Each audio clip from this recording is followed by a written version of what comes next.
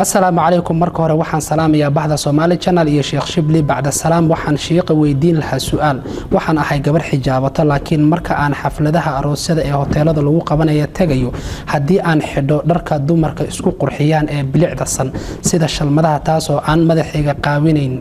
oo aan daboolayo ragna aysan joogin meesha marka laga reebo shaqaalaha hoteelka wax dambi ah miyaa iga soo gaaraya Sheekh jazaakumullahu khayr alxamdulillah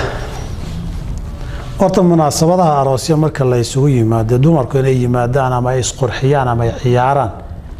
hadaan wax xaraana lagu darin asalkeedu dambi maaha way banaanta laakiin dumarku hadii ay markay ciyaarayaan asturkii sharciga ah aynay qabin ma banaana meel rag jooga ajaanib ka ah inay saa ku sameeyaan rag ajaanib ahna inay u galaan ma banaana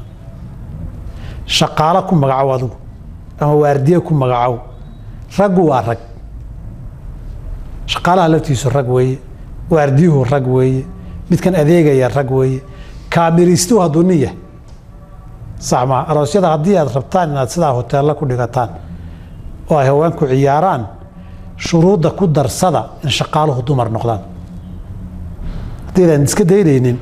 shuruudda ku darsada